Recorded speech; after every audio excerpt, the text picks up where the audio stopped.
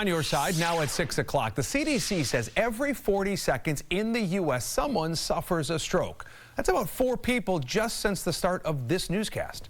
Over the weekend, a local teen added to the number. Molly? Well, Jamie, this is Tylin McDowell. He now makes up part of just 38% of people who have had a stroke before the age of 65.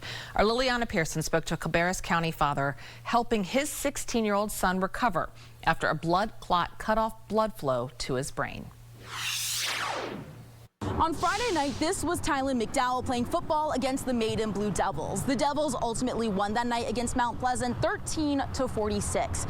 What Tylin didn't know is that his biggest fight that weekend wouldn't be on the football field. It would come 24 hours later when he was found lying on the floor unconscious of a friend's home, fighting for his life after a stroke. Friday night football. Tylin McDowell takes a pretty good hit while playing for Mount Pleasant against the Maiden Blue Devils.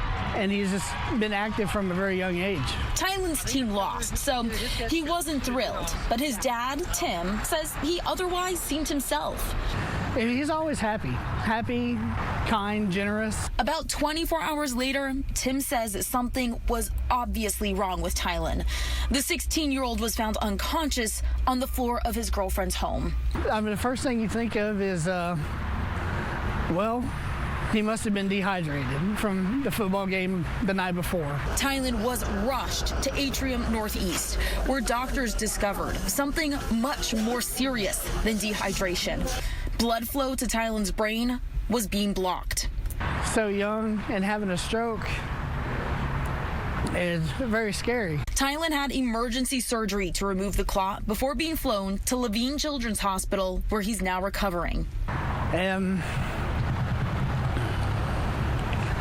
Yeah, it's very tough.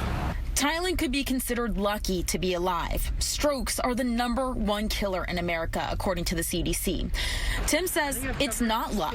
It's just Tylin doing what he does best. Yeah, I believe that whenever he pulls through with this, it's going to be a huge boost for him. That this will be something that he can help other people with, knowing that he has overcome it himself. Doctors have said that they can't say for certain what exactly did end up causing that stroke. Right now, Tylin is in the hospital recovering. They say that the main focus right now is on regaining those fine motor skills and his talking. He is starting to get some mobility back in one side of his body. After a few more tests, they say that he will be able to be moved to the rehab facility to finish his recovery. I'm Lileana Pearson, WBTV, On Your Side. Lileana, thank you. A local family is still trying to process what unfolded at a North Charlotte Park last night. We first broke this news to you at 11 o'clock.